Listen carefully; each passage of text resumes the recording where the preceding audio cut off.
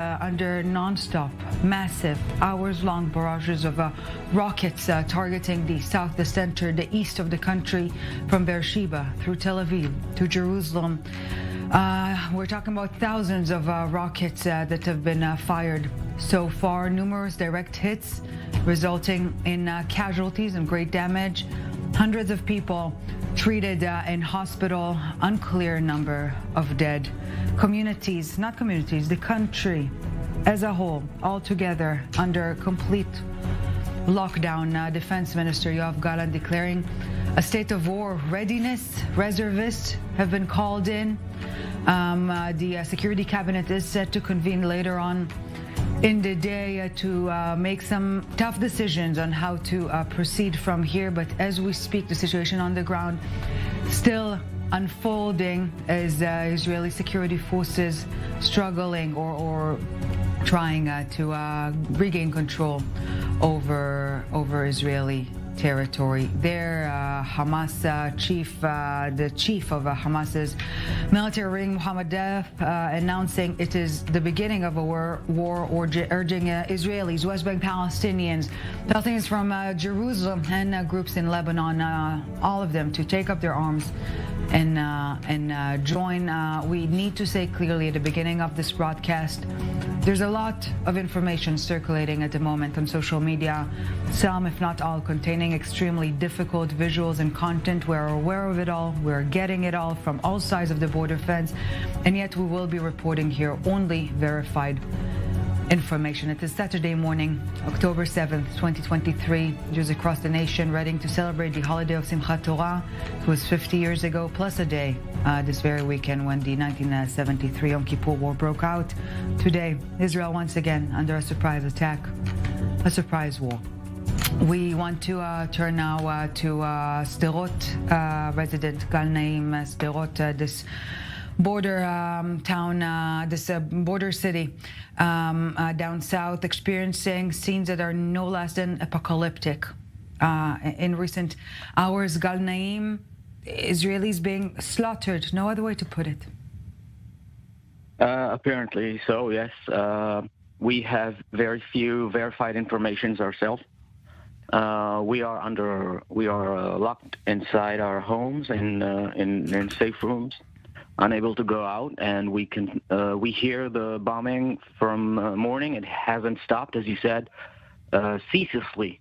Rockets are being fired at us, and for the last 2 to 3 hours, we are hearing gunshots echoing in the streets, grenades, and it's complete state of warfare, as the defense minister put it. And being here, I can tell you he is right. He's reading the situation as is, and we have no idea how long this is going to take.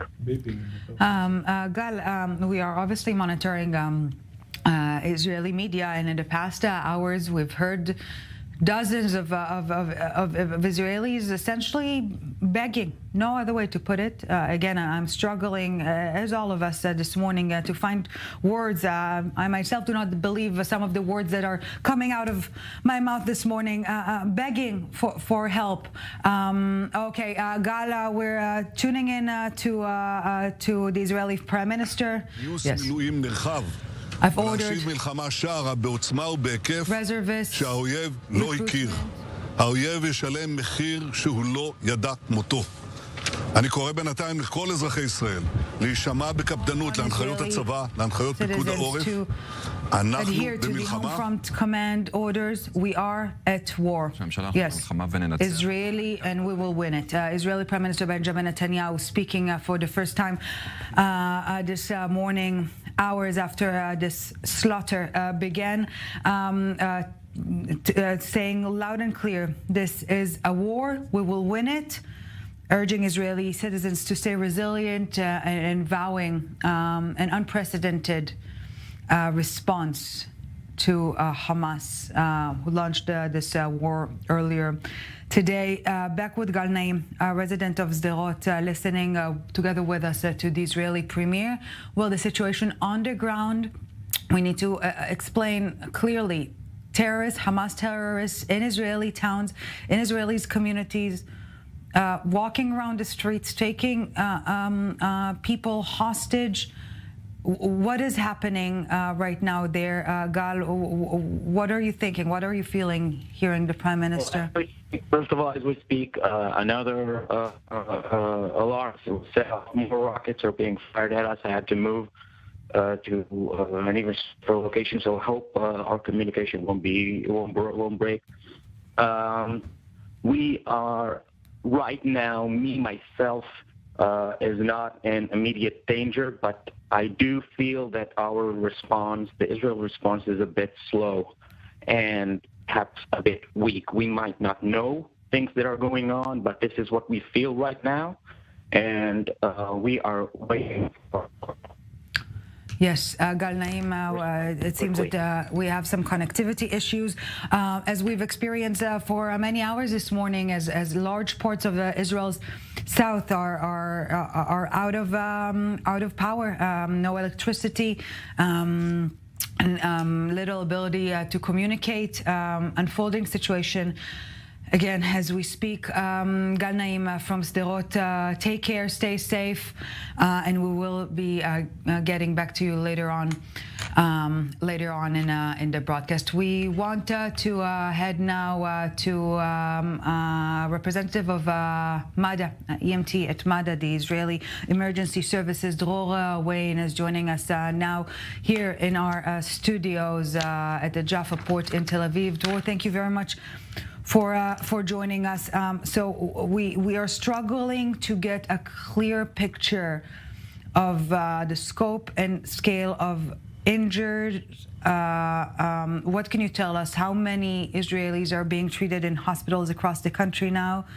How many casualties can we officially confirm? Thank you for fitting me in today. I only wish it was under better circumstances. As you said, the information is constantly changing and it's difficult to know exactly. I don't have the numbers to hand, having just come here straight with my ambulance to try and give you an update on at least what we can provide, which is some guidelines and some reassurance from our perspective of trying to treat medically anyone injured or in need, and also maintain Israel's blood supply. Dror, I do want, before we talk about what will happen in the coming hours, I want you to help us to refresh the Homefront Command instructions. Many people, obviously, in a state of uncertainty at the moment. Once the red siren alert is being heard, what should people do? Give us the guidelines, please. This is very, very important. Thank you for asking, and I'll go through step by step. The first thing is, as well as listening to this, please do visit the Homefront Command's website or download their app and read through properly and make sure you and your family understand the rules for what to do and the guidelines for what to do in different situations. This shouldn't be taken lightly. I'll also add that the Homefront Command's app, which has guidelines, also acts as a personal siren. If there is a siren in your area, a red alert in your area of rocket fire, you will get a notification, so that's very important. Now, it will also tell you how long you have. Different areas have different amounts of times to get to a safe space. That shouldn't mean you should use all this time, but do walk calmly if possible. Avoid running. Many people are injured by falling over and tripping on the way to the protected space. What is a protected space? Many people will have in their apartment or in the floor of their building a reinforced room that meets the guidelines. If you have it, this is the best way. Make sure it's clear, that it isn't obstructed, and that everyone knows where it is. If you don't have a protected space in your apartment or your building or the bottom of your building, this in the stairwell is also used as a protective space. You should immediately make your way out of the apartment into the stairwell. Now, we do advise people, and the Homefront Command are advising people to stay as close as possible to protected spaces, especially in the south and the center of the country, and to avoid going out unnecessarily or being too far from a protected space. If you are outdoors and you hear a siren, finding the nearest shelter is an option. If there is no shelter available, you should be lying down flat on the floor, even if you get dirty, and covering your head with your hands next to a wall if possible. If you're in a vehicle, stop the vehicle safely on the side of the road, turn off the engine, and move away from the vehicle to lie down and cover your head. Now, when you're in the protected space, my last thing for now, when you're in the protected space, stay in there at least 10 minutes from when the siren stops, just to be safe.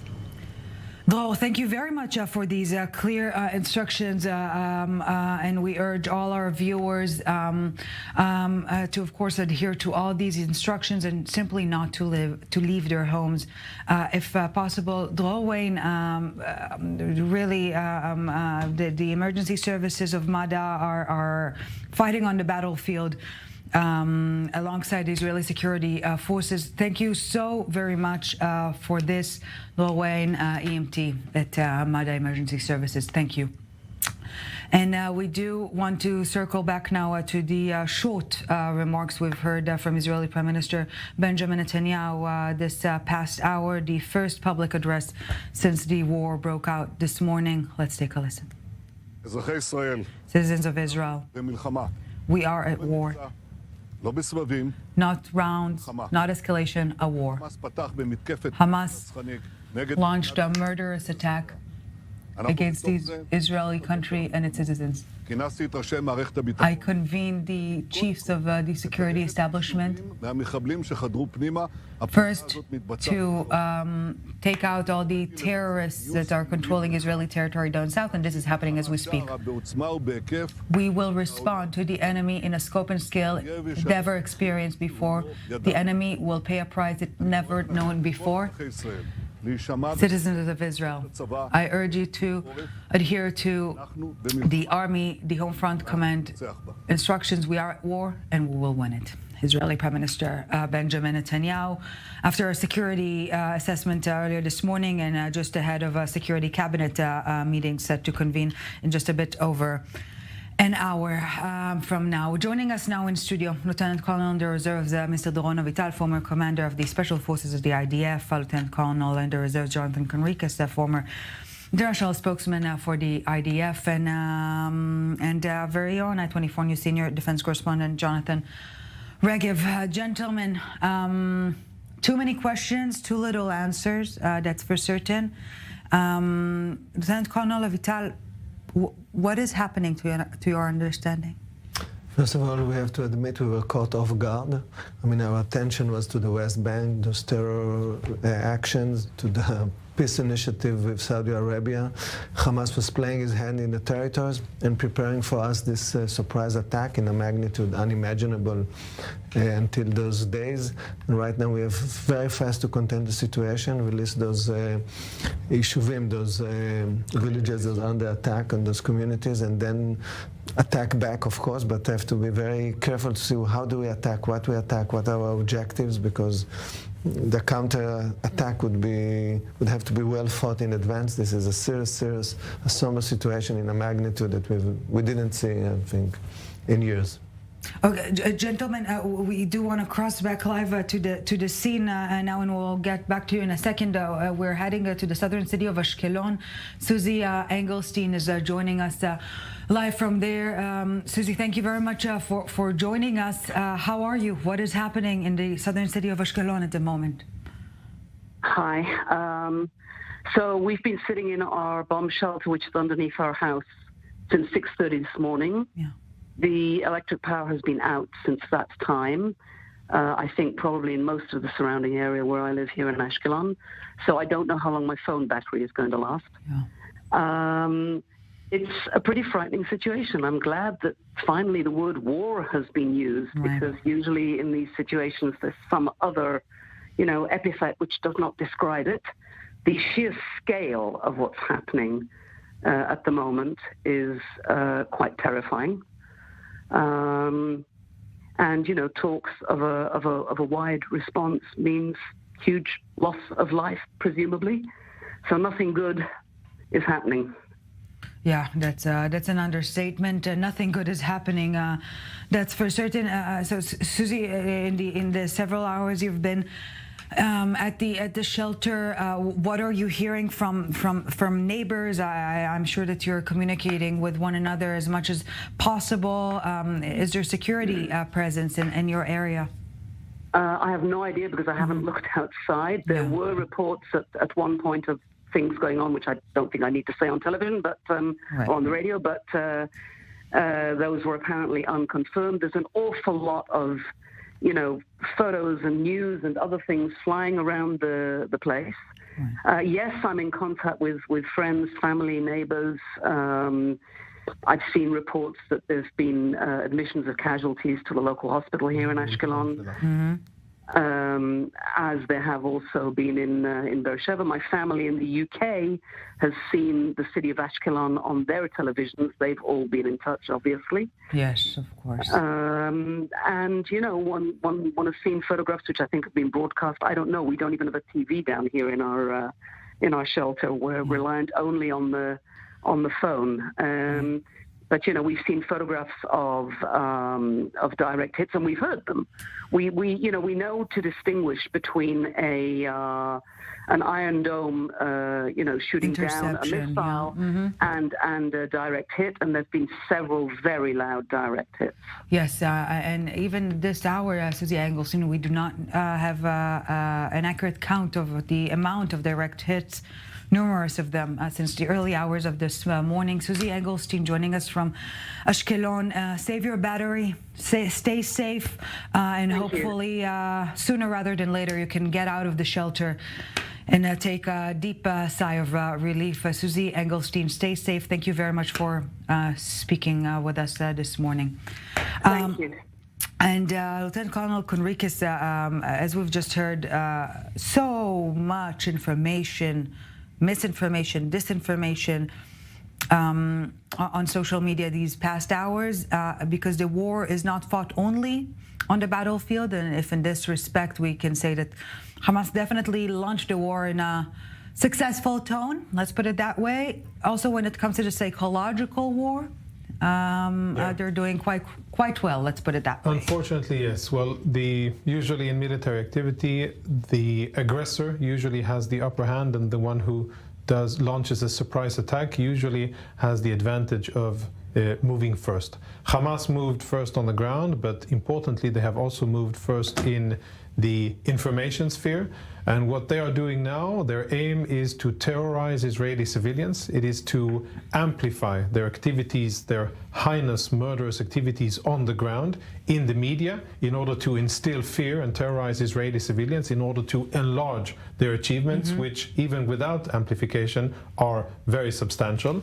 And I'm sure that what they're also doing is trying to get other terrorist organizations, as well as Israeli Arabs and perhaps organizations along Israel's borders, to see their success, Hamas's success, and join in, to incite additional violence. And the media warfare begun the second the first bullet was fired by the first terrorist and the first rocket was fired. That's when the media war started. Israel hasn't gotten its pants on yet when it comes to the media warfare, and we're still waiting for official figures. We're still waiting for the IDF and Israel to get a hold of the situation and release clear statements about the situation. But we must also think about the day after. This is how it started, with murderous attacks and executions of Israeli civilians in their homes. This is how it started. We can assume that this is not how it will end. It will end with scenes of massive destruction in Gaza and with lots of casualties in Gaza. It will be the job of official Israel to make sure that how it started is remembered by the world, international community, and many of Israel's antagonists and enemies who are happy to criticize us, while we reach the end state, which will be a defeat of Hamas and terrorists and them paying a very heavy price. But we mustn't, it's crucial to get the media operations going now and to start shaping the narrative of what we are going to do. Yeah, regaining control, not over just over Israeli territory. That again, gentlemen, we need to understand as we speak is still some of it being held by Hamas terrorists down south, but also over the narrative or what is happening, the reality on the ground, rather. Jonathan Regev, Mr. Konrikis mentioned Israel official Israel that is set to make some decisions, and indeed a security cabinet in just over an hour from now. What should we expect to happen then? I think, and again, no one is telling us anything, which is one of the problems, and it was mentioned here. I think that for Israel a victory for Israel is to delay the next war as much as possible. Unfortunately, we do not live in Switzerland, therefore we can always assume that the next war will happen. Victory for Israel is delaying the next war as much as possible. In order to delay the next war after this one as much as possible, the answer has to be such that Israel's enemies will have to think 100 times before engaging on any operation. And in order for that to happen, the answer has to be very, very decisive in a way that will make Hezbollah or anyone in Syria or anyone in Tehran thinking about it again. Unfortunately, the first few hours of this war, I don't think we can call it an operation anymore, swords of anything. This is a war. And the first few hours were won by Hamas on any level, on the ground, on the media, on the psychological level. And this is something that will be remembered. It's right now. Yesterday was October 6th, 50 years ago. That's the date when the Yom Kippur War started.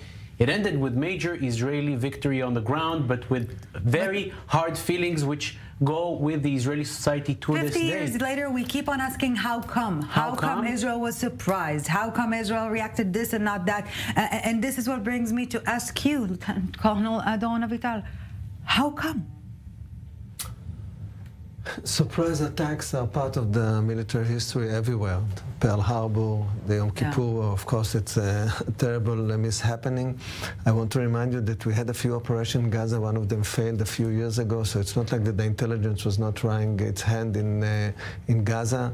We had a lot, the obstacle, the trying to prevent the tunnels, but in the end, they really tricked us in a magnitude unheard of, I think, in the context of intelligence, and this is a Pearl Harbor of the intelligence, the Israeli intelligence right now. But now, as was said here, we have to first contain the situation and then think very carefully and wisely what would be the counterattack, because the story is really complicated on all fronts. And the question is, what do we want in the context of the global landscape in which we are in? So as we are nearing at the end of this broadcast, Lieutenant Colonel Avital, when we're talking about the current operations of the security forces on the ground at the moment, to your understanding, and when it comes to the response or the counterattack, the hit back that Benjamin Netanyahu was talking about earlier today, what should we expect? I think the Israeli public would have to understand that words don't cut it anymore. I mean, those kind of words, severe attack, whatever, this won't cut. We have Lieutenant Colonel Avital, we are taking a listen now to the IDF spokesperson, Daniel Agari. Terrorists are still in Israeli territory. We're amidst fighting in several locations in which terrorists are still at these hours. IDF is flooding the Israel South and Israel's border community with forces. Commanders and soldiers are arriving there to manage the fighting. We are focused on the fighting in the area of the Gaza border community area.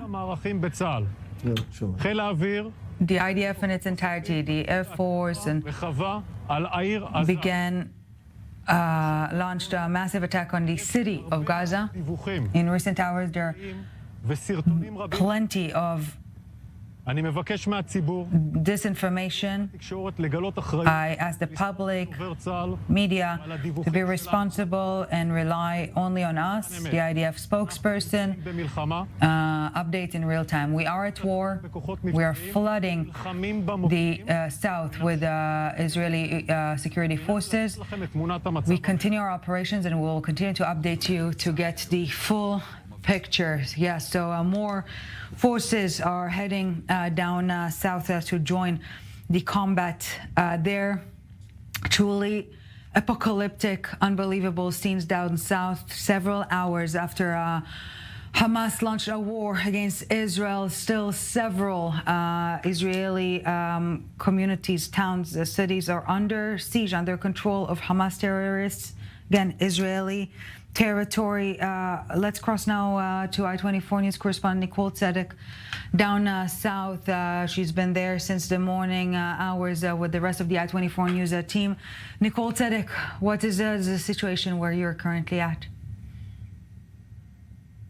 Like you described it best, it is an apocalyptic scene as you're driving here through the south in Ashkelon. Right now we're at the Barzilai Medical Center where they're treating already, they say, upwards of 94 people is how many people have been injured so far and are currently being treated at the hospital. And that's just in South Tel Aviv. We're hearing reports that more than 200 people have been injured through other places in South and Central Tel Aviv. And when you drive through the south here to Ashkelon, we actually had to pull over multiple times, at least 4 different times, because these sirens were going overhead, and you could see the live interceptions from the Iron Dome hitting those Hamas rockets overhead. And so you have to pull over to the side of the road and get down and stay in a safe place, unless you are in a hospital, which luckily we are in a safe place right now for everyone who is being treated at the hospital. But there are just massive clouds of black smoke just overtaking really the entire city. Lots of fires throughout the area. We continue to see helicopters also patrolling overhead. And we also have seen, as we were driving through Ashkelon more in the center near Ben Gurion Street, one of the main roads in the area, there was a car that was stopped right in the middle, left behind because it was riddled with gun holes. It was completely shot through the entire car, and police in the area say that was part of the terrorist activity, some of the terrorists who have infiltrated in the area. And that's when they told us that we shouldn't be out in the streets. They're urging all of the residents here in Ashkelon should really stay home and especially stay near a bomb shelter, because these sirens continue to go off every 5, 10, 15 minutes. So it's really imperative right now for everyone who is in the south and even in Central Tel Aviv, from what we're seeing, to stay in your safe place, stay near a bomb shelter, and continue to listen to those warnings from the Home Front Command, Ellie. Absolutely, Nicole. Tzedek, as the information continues to get in, do we have a clear image of the amount of people injured currently being treated in hospitals? Do we have a clear figure of casualties, Nicole? Well, so for right now, from what we're hearing as far as here at the Barzilai Medical Center, 94 people. However, those numbers were before I just saw another ambulance enter and more military vehicles. So it does seem like more and more people are continuing to come here. And throughout other hospitals in other areas throughout the south and in Central Tel Aviv, we're hearing reports of upwards of 200 people wounded. Now, those injuries go from everywhere from mild, some people even coming here for PTSD, to some much more serious injuries that they're being treated here at the hospital for. Nicole Tzedek, in one of many hospitals currently treating Israelis. We're talking hundreds of Israelis currently being treated in hospitals across the area. Thank you very much, Nicole Tzedek, with the rest of the I-24 News team down south. Thank you very much for this. Back here in the studio with Lieutenant Colonel Jonathan Conricus and I-24 News Senior Defense Correspondent Jonathan Regev. Both of you listening together with us to the IDF spokesperson. We're hearing more Israeli officials, albeit brief statements, facing the cameras and speaking to the Israeli public. Jonathan Regev, to your understanding, what is the current state of affairs down south? What can we say? We can still say, and this has been acknowledged by the IDF spokesman, we just heard it, parts of Israeli territory are not under Israeli control, they're under terrorist control. And it has been going on for, about 5 hours now. And it will continue for some time to come until we get it will eventually happen. The terrorists will eventually be killed or run away, but it will take hours, and the damage is huge, because we're not getting any official figures, but we can assume that people have been killed. We can assume that people have been kidnapped. If we saw such large numbers of terrorists come into Israel, and this will affect the continuation of this war, because if we saw how much leverage Hamas got from one soldier, Gilad Shalit, kidnapped back in 2006. If the numbers are bigger, we have no idea. No one's telling us anything. If the numbers are bigger, then that will be a bigger leverage. And if Israel will want to wipe out the Gaza Strip, as many Israelis are feeling, surely many people within the coalition, what do you do with Israelis who may be there? And we're seeing for the past 10 years how much debate there is within the Israeli society about the bodies of 2 soldiers held in Gaza. What do we do if there are many more bodies? What do we do if there are live Israelis? We don't know. There might be. There might be. What do we do then? These are also considerations that will have to be considered. I'm quite sure that all of the communities which have been taken over, they will be cleared of terrorists. But what happens then is the big question, and at least to me, the Israeli reaction has to be such that will make everyone understand that a war against Israel is something they better not do. If we spoke about the Yom Kippur War 50 years ago, after the Yom Kippur War, the Syrian border was kept quiet for 40 years and ignited only because of the civil war there. And with Egypt, there was a peace treaty. Part of it was because of the defeat that they had on the battleground. The situation after this war should be such. I don't expect any peace treaty with Hamas, but it should be such that Hamas or Hezbollah or anyone else understand they better not do this again, because the repercussion will be major. I hope this is what happens. No peace with Hamas, and yet if there was a perception that Hamas might be a potential partner to anything, or even the so to speak containment policy or sticks and carrots policy, the intentions of Hamas couldn't get clear this morning. And this is also, there was a policy for the past decade or so, maybe even more, 15 years since Hamas took over the Gaza Strip in 2007, of trying perhaps to distinct Gaza and the West Bank, right. Trying to negotiate with Hamas in Gaza, divide and conquer, so to speak. Divide and conquer, and maybe there was a thought, a notion that Hamas in Gaza, with all the trouble that it gave Israel in the past 15 years, is the lesser evil. Maybe we got the wake-up call this morning, one that Israel perhaps should have had many years ago, but did not. If this is I'm not sure this is the lesser evil. If this is what happens, I'm not sure this is the lesser evil, and I'm not sure this is the less worst, the less worst option. And all of this while Hamas is urging loud and clear to Palestinians in the West Bank, in Jerusalem, Arab Israelis and forces in Lebanon to simply join the fight. So these areas are on high alert as well. Mr. Conricus, you've mentioned earlier the counterattack on behalf of Israel that will begin later on once the control is under the situation whether is under control. The West already voicing support of Israel, standing by Israel. We're talking about statements from the U.S. and from France, from Germany and Italy, again saying that they stand by Israel in face of this murderous attack of Hamas. How crucial is international backing at this point in time? And at this stage, I think, before we get to that, I think there's another perspective that we need to keep in mind. Our blood is figuratively and literally boiling at the scenes that we're seeing from Israel, of butchered Israeli civilians, of captives, and of Israeli bodies being paraded in Gaza. I still haven't gotten verified information, so I am cautious about what we reflect.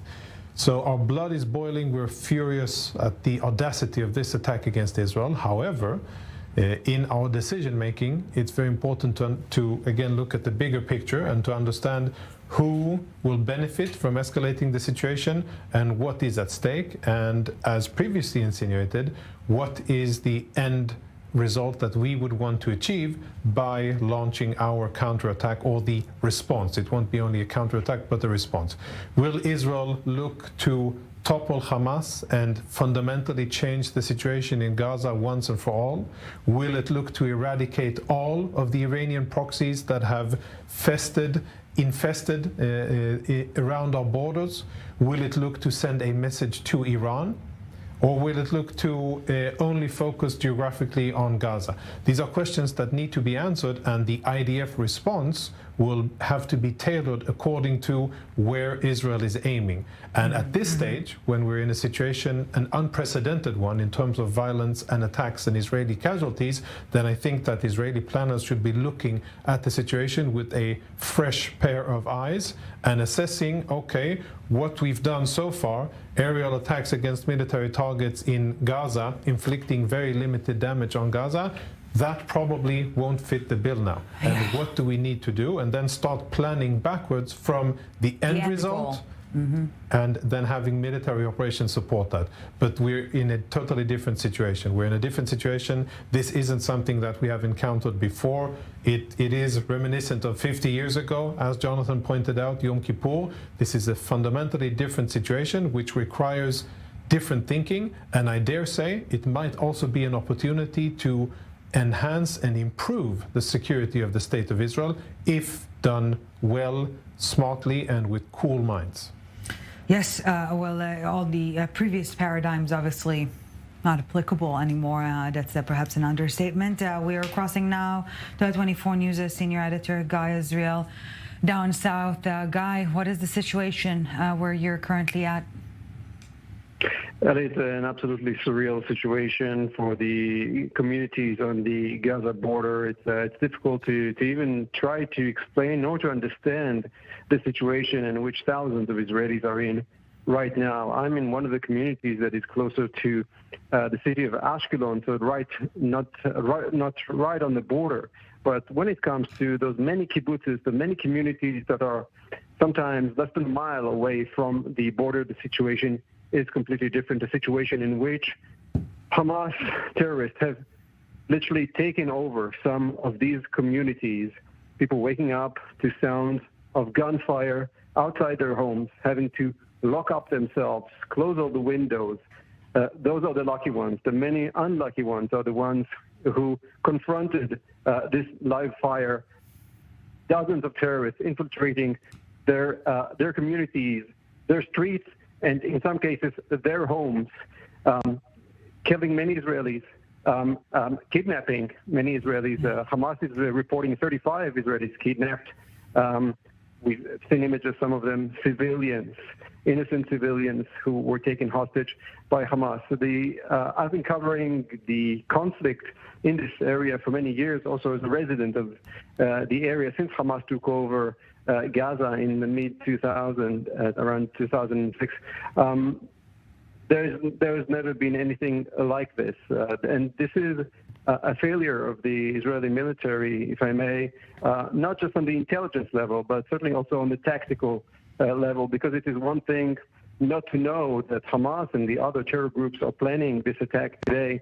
The fact that they have managed to infiltrate so many Israeli communities and cities in the south of the country is beyond comprehension. And many thousands of Israelis are locked in their homes right now, hearing gunshots outside their homes, fearing that the terrorists might be able to infiltrate their homes. And the military is not giving the right answers for now. We are hearing so many sounds, and not just of the rockets. This is something that residents of these communities are used to, sounds of warplanes, of helicopters. And in those communities, a lot of gunshots. I'm hearing from one resident that is actually smelling the smell of those guns just outside his home. It is too close to comprehend an insane situation that Israel will have to think very deeply about the security concept, the thinking for so long when it comes to Hamas and Gaza terrorists, the fact that terror groups in Gaza have been training and arming themselves for so long. And just this week, we heard people from the Israeli military saying that Hamas is deterred. Everything is fine when it comes to Gaza. There's no fear there. It rings too many bells, Guy Israel. Completely. Too many bells. 50 years and a day after the Yom Kippur War broke out by surprise. Israel again, surprised by war. We continue our rolling coverage here on I-24 News. Thank you very much for watching.